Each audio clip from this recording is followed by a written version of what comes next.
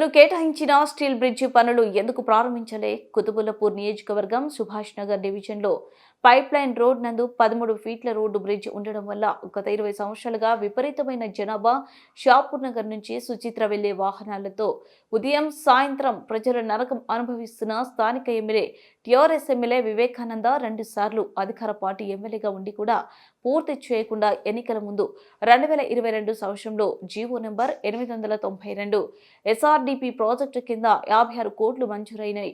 4 లైన్ల steel bridge పనులు మొదలు పెడుతున్నామని గొప్పలు చెప్పుకొని ఇప్పటి వరకు కనీసం పనులు మొదలు పెట్టని ఎమ్మెల్యే మరియు జిహెచ్ఎంసీ వైఖరికి నిరసనగా పైప్ లైన్ రోడ్లో నిరసన కార్యక్రమం చేయడమే కాకుండా కుతుబుల్లపూర్ డిప్యూటీ కమిషనర్కి తక్షణమే పనులు ప్రారంభించాలని ఫిర్యాదు చేయడం జరిగింది.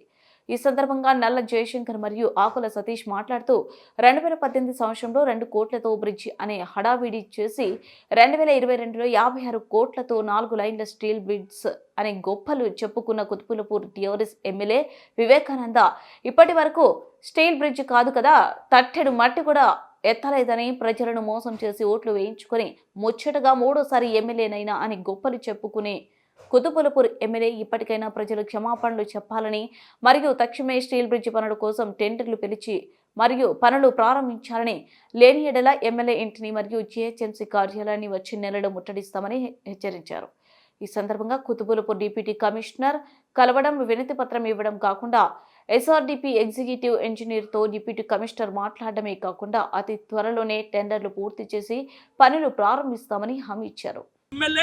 నీకు సోయి ఉందా లేకుండా నీకు కనీసం ఏదైతే ప్రజల సమస్యలను పరిష్కరించాలని ఎందుకు ఇంగింత జ్ఞానం లేదని ఈరోజు ప్రశ్నిస్తున్నాం.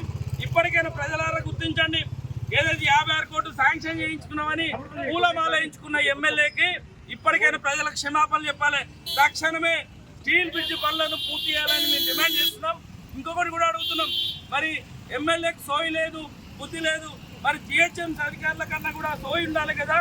ప్రజా సమస్యలను ఎంత ఇబ్బంది పడుతున్నారో పొద్దున సాయంత్రం తెలిసి కూడా స్టీల్ బ్రిడ్జి పనులను ఎందుకు ప్రారంభిస్తలేరో అడుగుతున్నాం. ఇప్పటికైనా స్టీల్ బ్రిడ్జి తర్వాత ఇక్కడ పెద్ద రోడ్డు తక్షణమే ప్రారంభించాలని మేము డిమాండ్ చేస్తున్నాం. భారత్ మాతాకి జై. We want steel bridge. We want steel bridge. We want steel bridge.